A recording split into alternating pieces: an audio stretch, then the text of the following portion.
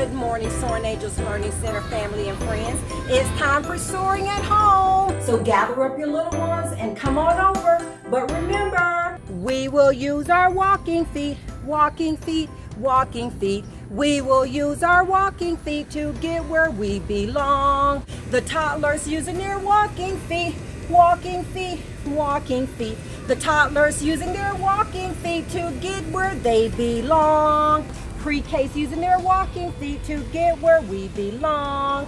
We will use our walking feet, walking feet, walking feet. We will use our walking feet to get where we belong. Pre-K's using their walking feet, walking feet, walking feet. Pre-K's using their walking feet to get where they belong. The infants have to crawl around, crawl around, crawl around. The infants have to crawl around to get where they belong. Miss Susie used her walking feet, walking feet, walking feet. Miss Susie used her walking feet to get where she belongs. Now it's time to sit down and relax.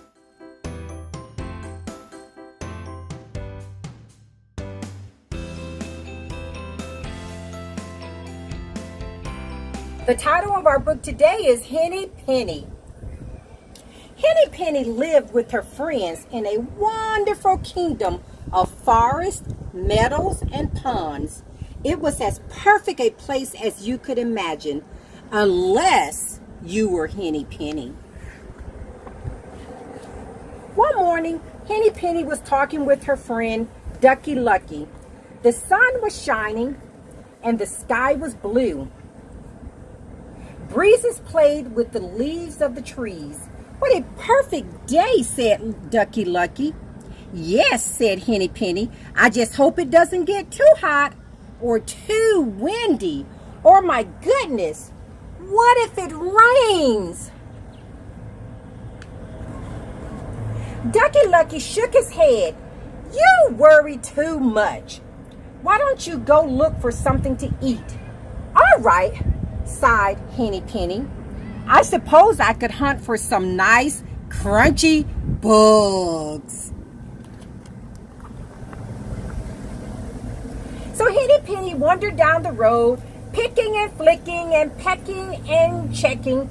Finally, she stopped under an old oak tree. Bugs and grubs were everywhere.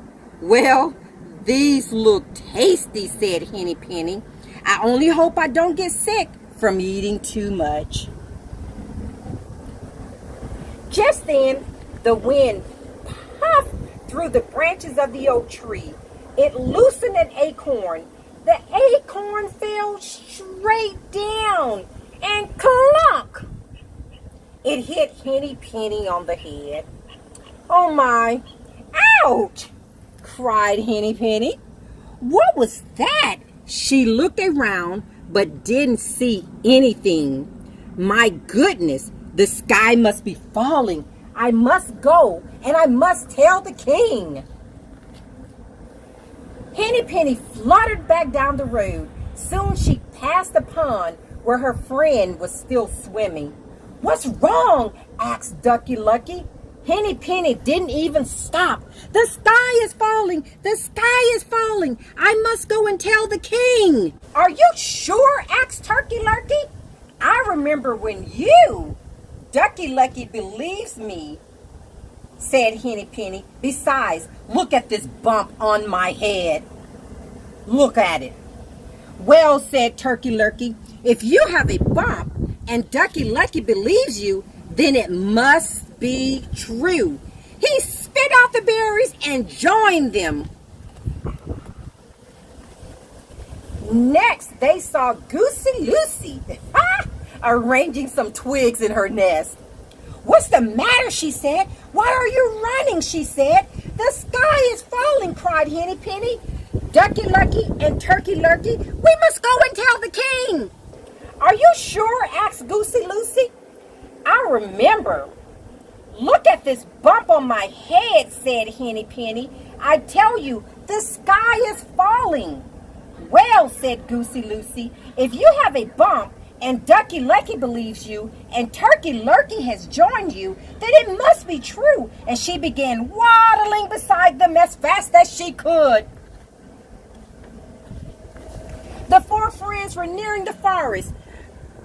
Cocky Locky was roosting on a tree branch, practicing his crow. "What's the matter?" he asked. "Why are you running?"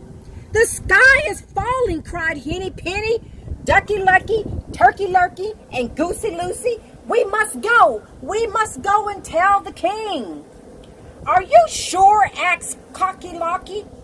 "Look at this bump on my head," said Henny Penny. "The sky is definitely falling."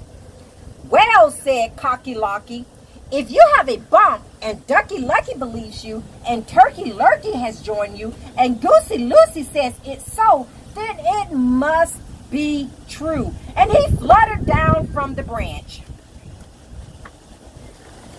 Now the five friends hurried into the forest. They had gone only a little way when Foxy Loxy stepped out from a cluster of trees. "Oh my," he said, "you all look so distressed. Whatever is the matter?" "The sky is falling," cried Henny Penny, Ducky Lucky, Turkey Lurkey, Goosey Lucy, and Cocky Locky. "We must go and we must tell the king." "Why, of course you must," said Foxy Loxy. "Listen, my friends, I know the king well, and I also know a shortcut to the palace. So follow me. There isn't a moment to lose." The fox led them further into the woods down a twisty, turning trail. "Are you almost there?" asked Henny Penny. "Almost," said Foxy Loxy. "But oh dear, you all look so tired. Should we stop at my den for a moment? You can meet my family and rest for a while." "Yes, please," said Henny Penny, Ducky Lucky, Turkey Lurkey, Goosey Lucy, and Cocky Locky. "Right this way," said Foxy Loxy. As they walked, he told them about his lovely wife, Roxy Loxley, and he told them about the four little Loxies, Moxie, Soxy, Poxy, and Doxy. What he didn't tell them was that all five were sitting around the dining table, waiting for Foxy Loxy to bring home dinner. Whoa! "Well, here we are," said Foxy Loxy, stopping in front of a low rock ledge. He bowed and waved his arm toward a dark opening underneath, and Henny Penny, Ducky Lucky, Turkey Lurkey, Goosey Lucy, and Cocky Locky all marched down into the fox's den. Now, two things didn't happen after that. The sky didn't fall, and no one met with the king. But Foxy Loxy's family still talk about the wonderful feast they had that day. And that's the end of this story called Henny Penny.